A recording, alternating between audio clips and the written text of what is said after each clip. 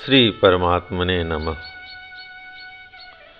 श्री वाल्मीकि रामायण उत्तरकांड 86वां सर्ग। इंद्र के बिना जगत में अशांति। अश्वमेघ के अनुष्ठान से इंद्र का ब्रह्म हत्या से मुक्त होना। जय राम जी की। उस समय वृत्रासुर के वध की पूरी कथा सुनाकर नरश्रेष्ठ लक्ष्मण ने शेष कथा को इस प्रकार कहना आरंभ किया। देवताओं को भय देने वाले महापराक्रमी वृत्रासुर के मारे जाने पर ब्रह्म हत्या से घिरे हुए वृत्रनाशक इंद्र को बहुत देर तक होश नहीं हुआ। लोकों की अंतिम सीमा का आश्रय ले वे सर्प के समान लौटते हुए कुछ काल तक अचेत और संज्ञा शून्य होकर पड़े रहे। इंद्र के अदृश्य हो जाने से सारा संसार व्याकुल हो उठा। धरती उजाड़ सी हो गई, उसकी आर्द्रता नष्ट हो गई, वन सूख गए, समस्त सरों और सरिताओं में जल स्रोत का अभाव हो गया और वर्षा न होने से सब जीवों में बड़ी घबराहट फैल गई। समस्त लोग क्षीण होने लगे। इससे देवताओं के हृदय में व्याकुलता छा गई और उन्होंने उसी यज्ञ का स्मरण किया जिसे भगवान विष्णु ने उन्हें बताया था। तदंतर बृहस्पति जी को साथ ले ऋषियों सहित सब देवता उस स्थान पर गए जहां इंद्र भय से मोहित होकर छिपे हुए थे।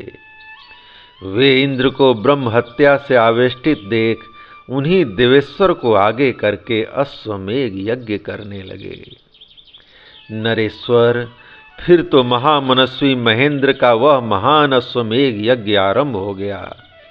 उसका उद्देश्य था ब्रह्म हत्या की निवृत्ति करके इंद्र को पवित्र बनाना। तत्पश्चात जब वह यज्ञ समाप्त हुआ तब ब्रह्म हत्या ने महामनस्वी देवताओं के निकट आकर पूछा, मेरे लिए कहाँ स्थान है, बताओ। यह सुनकर संतुष्ट एवं प्रसन्न हुए देवताओं ने उससे कहा, दुर्जय शक्तिशाली ब्रह्महत्ये, तू अपने आप को स्वयं ही 4 भागों में विभक्त कर दे। महामनस्वी देवताओं का यह कथन सुनकर महेंद्र के शरीर में दुखपूर्वक निवास करने वाली ब्रह्महत्या ने अपना 4 भाग कर दिया और इंद्र के शरीर से अन्यत्र रहने के लिए स्थान मांगा। वह बोली, मैं अपने एक अंश से वर्षा के 4 महीनों तक जल से भरी हुई नदियों में निवास करूंगी। उस समय में इच्छानुसार विचरने वाली और दूसरों के दर्प का दलन करने वाली होंगी। दूसरे भाग में मैं सदा सब समय भूमि पर निवास करूंगी।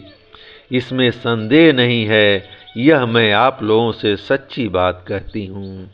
और मेरा जो यह तीसरा अंश है, इसके साथ मैं युवा अवस्था से सुशोभित होने वाली गर्वीली स्त्रियों में प्रति मास 3 रात तक निवास करूंगी और उनके दर्प को नष्ट करती रहूंगी। सुर श्रेष्ठ गण जो झूठ बोलकर किसी को कलंकित नहीं करते, ऐसे ब्राह्मणों का जो लोग वध करते हैं, उन पर मैं अपने 4थे भाग से आक्रमण करूंगी। तब देवताओं ने उससे कहा, दुर्वसे, तू जैसा कहती है वैसा ही हो, जाओ अपना अभिष्ट साधन करो। तब देवताओं ने बड़ी प्रसन्नता के साथ सहस्त्रलोचन इंद्र की वंदना की। इंद्र निश्चिंत, निष्पाप एवं विशुद्ध हो गए।